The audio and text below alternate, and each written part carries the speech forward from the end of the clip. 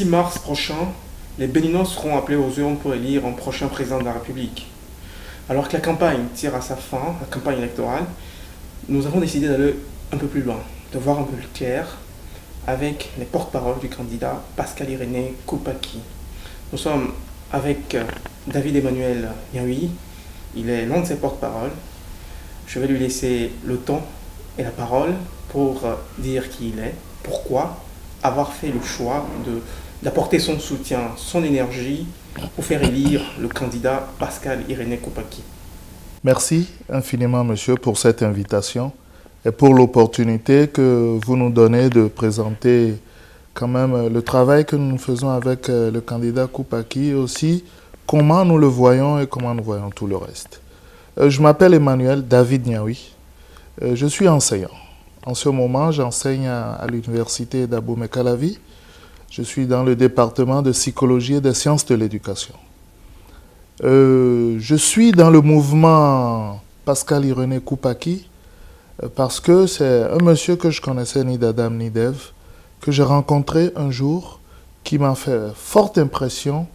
Et je lui ai dit ce jour-là, je n'ai jamais fait de politique, je n'ai pas de parti, je n'ai même pas de village, je n'ai pas de groupe d'influence. Mais si jamais vous avez envie de produire une réflexion sur l'éducation, faites-moi appel, je voudrais bien y participer. Et ça a été la fin de la première rencontre. Quelques mois après, je reçois un appel de ce monsieur-là qui me donne rendez-vous. Je le rencontre, il me donne un document bien organisé. Il voudrait que je présente une réflexion sur tout le système éducatif, depuis la maternelle jusqu'à l'université et à la recherche scientifique. Ça a été un travail exaltant, bien que très exigeant, et ça a produit un document d'environ 70 pages que le candidat a entièrement lu. Ensuite, il m'a demandé de le ramener à 10 pages. Je travaillais dans ma bulle d'éducateur, de spécialiste de l'éducation.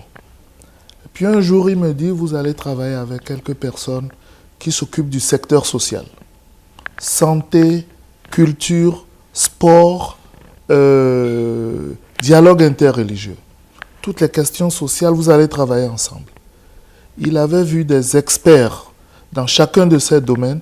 Et quand nous nous sommes retrouvés, nous avons produit un document, il a demandé 20 pages, qui a été la synthèse de chacun de nos documents pour le secteur social.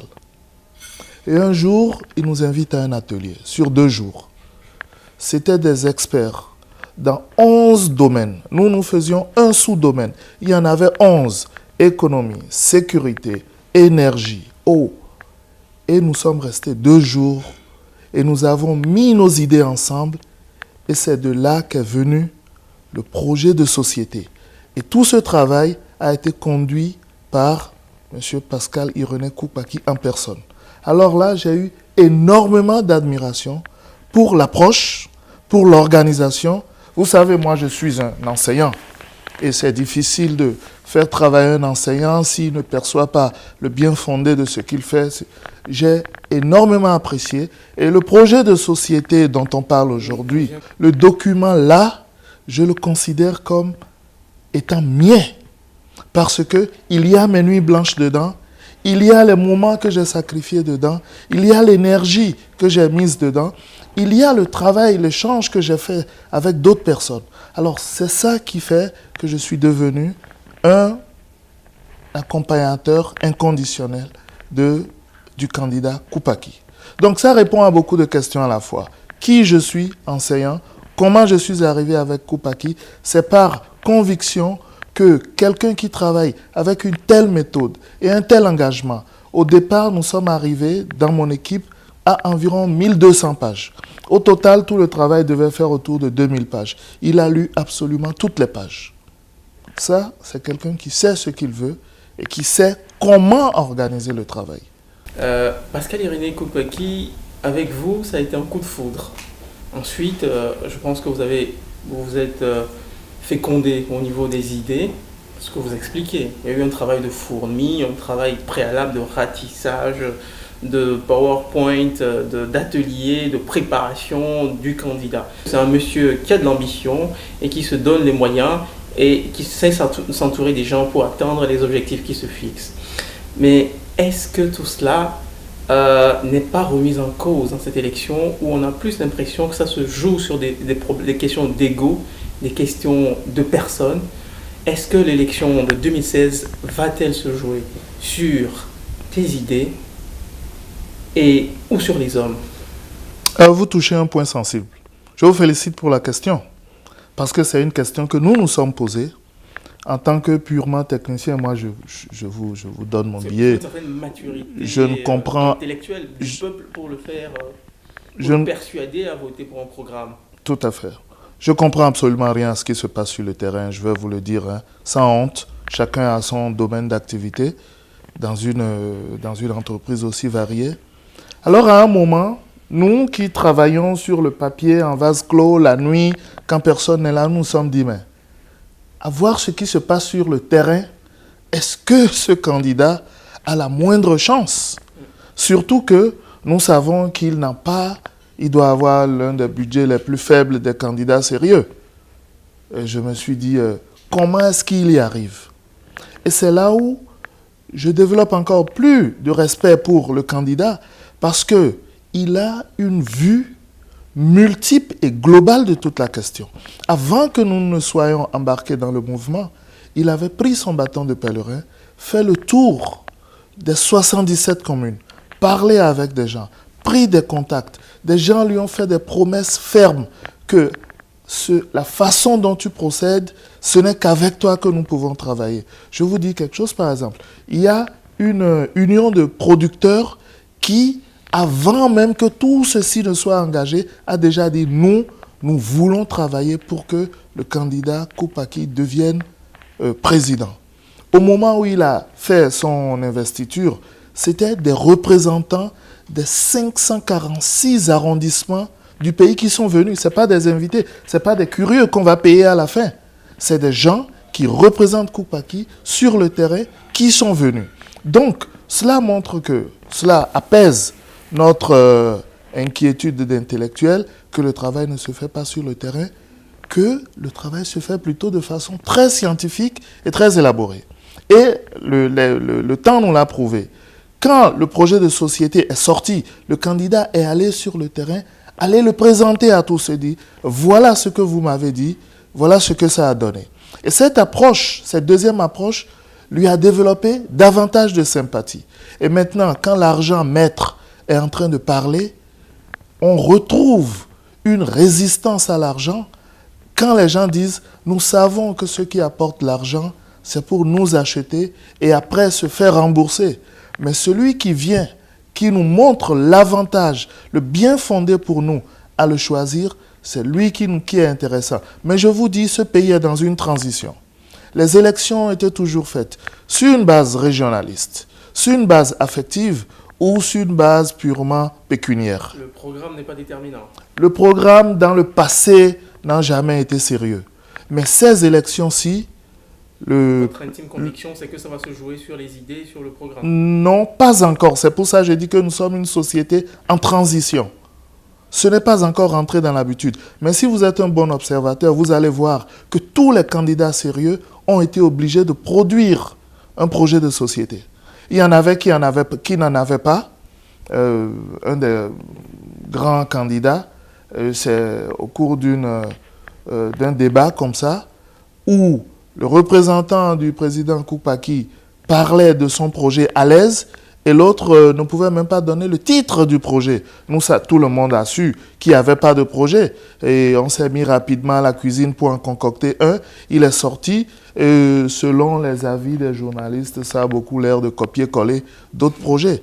Donc nous avons déjà réalisé cette transition que tout candidat sérieux à l'avenir devra commencer par travailler sur un projet de société. C'est déjà cela de gagner. Mais au niveau des populations, il y a une conscience qui revient. Hein. Quand le candidat Koupaki fait ses meetings, on ne paye pas ceux qui viennent. Nous savons, nous avons des images, nous avons plein de vidéos de soi-disant militants qui viennent à des meetings et qui, après, n'ayant pas eu leur argent, rentrent avec les chaises sur lesquelles ils se sont assis. Et nous sommes dans cette transition où les idées commencent à porter. Mais nous savons aussi que toute transition profonde nécessite du temps et nécessite d'avoir les fruits de l'action positive. Si ceux qui vont voter pour le candidat Koupaki, qui va être le président après le verdict des urnes prochaines, s'ils se rendent compte que pour un bon président, il faut plutôt quelqu'un qui est en contact avec vous, qui développe des idées, et que c'est ça qui marche et qui apporte le bonheur pour les populations, je vous garantis qu'aux prochaines élections, si vous amenez avec vos milliards, vous risquez même d'avoir honte de sortir les milliards. Et je suis sûr que nous allons en arriver là. Mais nous sommes en transition et il y a des facteurs péremptoires qui ne dépendent pas des candidats, qui sont des dynamiques sociales et politiques qui sont en œuvre et qui, si vraiment nous avons le leadership qu'il faut, d'ici 5 ans, nous amènerons devant un nouveau visage de l'action politique, de la vie politique. On va aller plus en détail dans les propositions, dans les idées que Pascal Irénée est en train en ce moment de distiller un peu dans cette campagne électorale qui tire à sa fin. Alors, quelles sont les solutions, en tout cas celles qui méritent d'être retenues, soulignées, matraquées du programme de Pascal Irénée Koupaki? Très bien. Nous avons une double approche. Je peux rentrer dans la discussion sectorielle. Vous parlez c'est ce que les gens font d'habitude. Nous allons construire 14 000 écoles, nous allons faire des routes. Non, nous ne sommes pas dans l'approche des intrants. Je préfère vous montrer la globalité de la chose. Et si vous voulez, si le temps nous le permet, vous pourriez choisir un secteur. Je vous donnerai des détails dans le secteur, ce qui fera que vous verrez la déclinaison des principes globaux. On ira en détail. Très bien. Parlons de l'action globale. Voilà. Vous ne pouvez absolument rien faire en matière de changement, en matière de création d'une nouvelle dynamique socio-économique si vous n'avez pas de principes. Donc toute l'action du candidat Pascal Irénée Koupaki est sur un concept de gouvernance éthique et de qualité totale. Ce concept rentre en ligne de compte et est le soubassement sur lequel tout monte. C'est une gouvernance éthique par l'exemple. Ceux qui dirigent doivent donner l'exemple. La République exemplaire. Gouvernance éthique de qualité totale. Total signifie zéro tolérance pour tout ce qui est en train de devenir la règle aujourd'hui. Donc, partant de ce principe de base, il y a ensuite une approche opérationnelle. Cette approche a deux bouts. Premièrement, la logique des processus contre la logique des intrants. Les intrants, c'est tout ce que vous injectez dans un système, que ce soit en matière de ressources financières, d'hommes, de moyens quelconques. L'expérience a prouvé que, quand bien même nous injectons beaucoup d'argent dans un système, si nous n'avons pas une structure pour accueillir et bien gérer ces ressources, qu'est-ce qui se passe au bout du rouleau? Une déperdition des moyens, une mauvaise utilisation des moyens.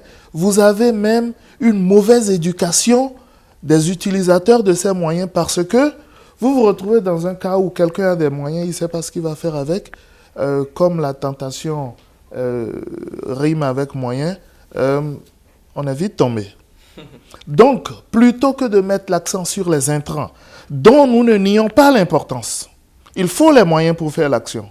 Mais avant d'injecter les moyens, il faut mettre en place des processus. Il faut mettre en place une organisation structurelle basée sur la gouvernance éthique de qualité totale qui fait que, à chaque niveau, c'est des rouages qui ne tiennent pas compte de l'humain qui permettent de gérer les intrants.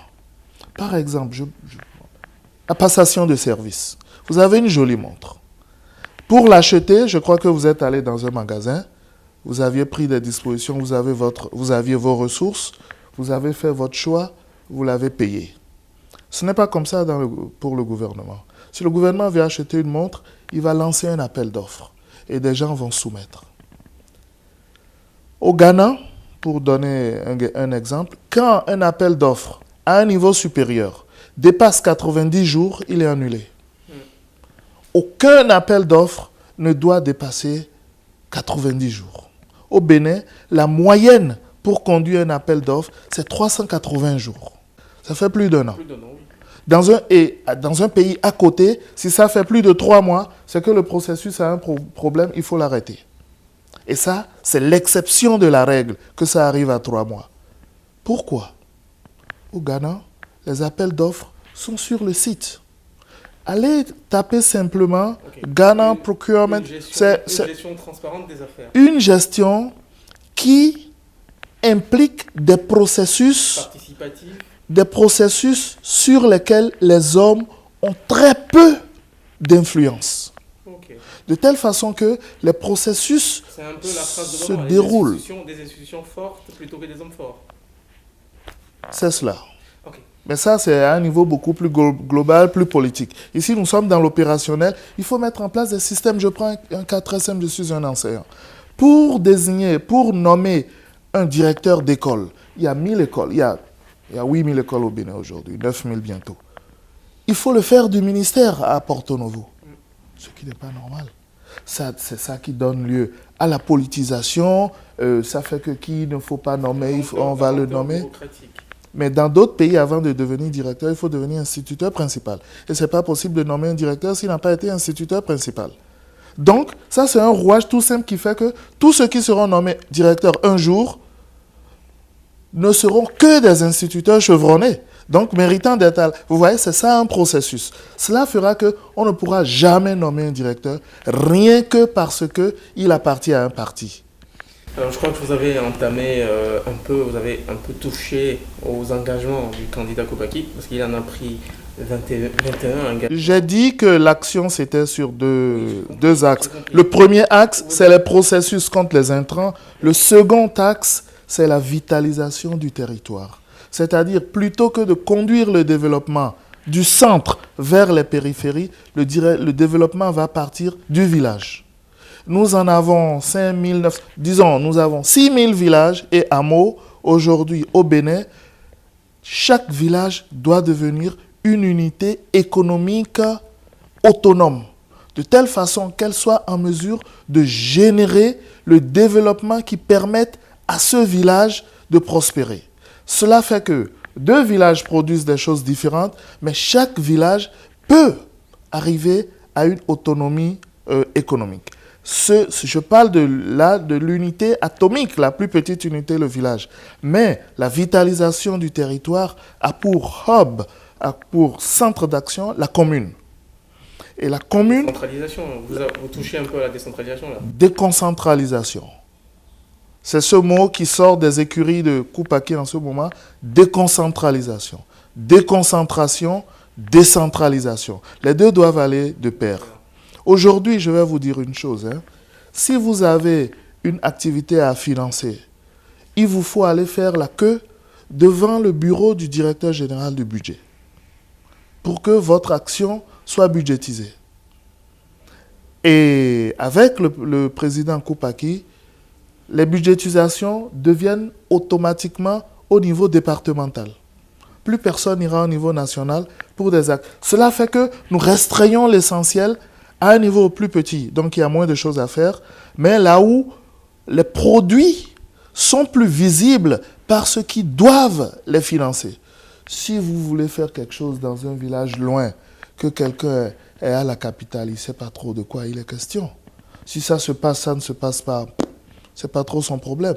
Mais s'il est dans le département, qu'il doit passer par qu'on doit faire ce pont pour que lui-même puisse aller dans son village, qui est pas loin de là, il veillera à ce que cela soit fait.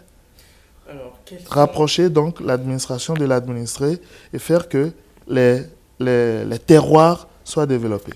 Alors, quelles sont les recettes économiques du candidat Pascal Koupaki pour développer l'économie, développer les territoires, comme vous le disiez, les terroirs, et comment est-ce qu'il compte prendre à bras le corps le problème du chômage? En quelques mots, parce que là, le temps... 2 questions différentes. Recette économique, je vais y répondre très rapidement. Ce pays est autosuffisant. Ce pays reçoit un certain pourcentage d'apport extérieur pour son développement, autour de 22 à 25%. C'est beaucoup, c'est pas mal. Bon, ça peut augmenter ou diminuer. Je crois que quand nous allons plus nous développer, ça va diminuer, on n'en aura plus trop besoin. Mais pour le moment, on en a besoin. Mais pour le reste, les recettes fiscales de ce pays suffisent à ingénierer le développement de ce pays. Tout simplement. Le président Koupaki, qui, par la fiscalité que ce n'est pas que par la fiscalité, je parle de ce qui se passe en ce moment. En ce moment, le budget de ce pays est essentiellement fiscal. Dans 5 ans, le président Koupaki aurait développé ce pays à un niveau où il n'y aurait plus que la fiscalité. Mais parlons de l'existant, parce que nous n'allons pas tabler sur les prévisions de 5 ans pour dire comment nous allons développer aujourd'hui. Tout de suite, les recettes fiscales de ce pays suffisent pour son autonomie financière. Qu'est-ce qui fait que cela ne se passe pas bien? Premièrement, les dépenses extra-budgétaires sont trop élevées et grèvent les activités budgétaires. Cela veut dire que si on peut décider du jour au lendemain, tiens, j'envoie 2 milliards ici, j'envoie 10 milliards pour faire ceci, pour raisons diverses, je veux mettre de l'argent dans ceci et dans cela qui n'a pas été budgétisé, ça divertit la planification budgétaire. Et cela fait que ce que nous avions prévu faire, nous ne pouvons plus tout faire parce que nous avons pris beaucoup d'argent à faire des choses que nous n'avions pas prévues. Avec le président Koupaki, ce n'est pas possible tout simplement. Il en a déjà fait la preuve. Et quant au chômage, alors? Deuxième chose, la corruption représente une énorme source de déperdition financière pour ce pays. Et quand on va régler ce problème, on aura beaucoup plus de ressources. La réduction du train de vie de l'État, excusez-moi. Le président Koupaki compte ramener la taille du gouvernement à une taille beaucoup plus modeste et plus gérable. On pense à autour de 20. Ça ne va pas détruire les emplois, là? Non, pas du tout. Pourquoi? C'est les ministres qui créent les emplois. Les ministères ne créent pas les emplois, justement. J'arrive au niveau de la question du chômage.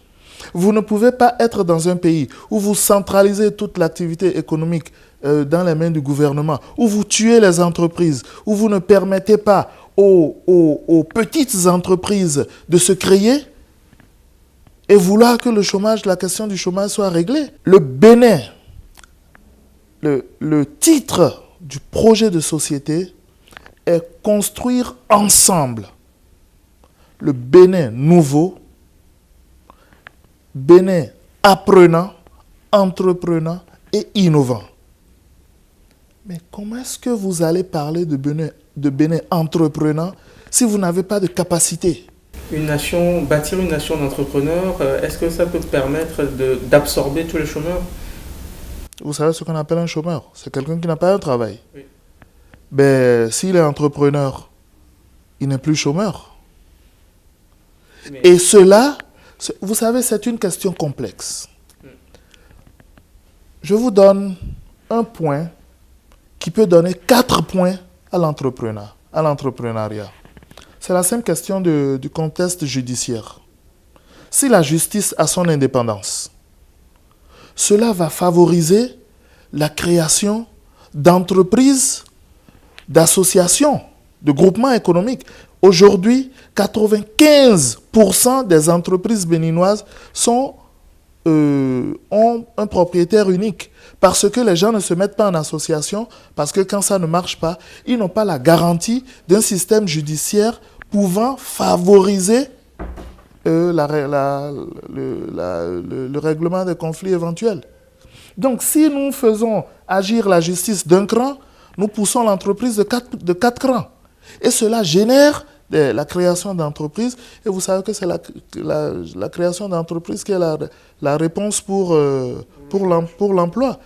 Pour terminer, le professeur Emmanuel David Niaoui, quelle consigne de vote pour les Béninois le 6 mars prochain? Il y a une question profonde. Un pays, un État est dirigé par un homme d'État. Pour être un homme d'État, il faut des qualités intrinsèques à l'individu. Il faut une connaissance du contexte. Il faut une vision pour le contexte pays. Et il faut avoir les moyens de mettre cette vision à la disposition de ce contexte. Un homme d'affaires où je ne veux pas rentrer dans cette discussion de cette façon parce que du côté du président Koupaki, nous n'attaquons personne. Nous estimons que tous les fils du Bénin ont le droit à prétendre à la magistrature suprême. Mais c'est une affaire sérieuse. C'est une affaire d'homme d'État. Il faut choisir un homme d'État. Et parmi tous les candidats, le meilleur homme d'État que je vois, c'est Pascal Irénée Koupaki. Et la consigne serait confier l'État à un homme d'État qui sait ce qu'il faut faire, qui a donné la preuve de la chose. En 2006, il a redressé les finances publiques en 8 mois. Il lui a fallu 8 mois avec les hommes qui étaient sur le terrain. Il n'a pas eu besoin d'apport extérieur. Il a travaillé avec ceux qui étaient là, les équipes du ministère qu'il avait précédé, et il a redressé les finances de ce pays en 8 mois. S'il peut le faire en tant que ministre, il pourra faire beaucoup plus en tant que chef d'État. Voilà qui est dit. Merci, monsieur Emmanuel David Niaoui. Vous êtes porte-parole du candidat Pascal Irénée Koupaki, candidat à la magistrature suprême. L'élection, ça se passe naturellement le 6 mars prochain. Merci à vous qui avez suivi cet entretien. Très bientôt.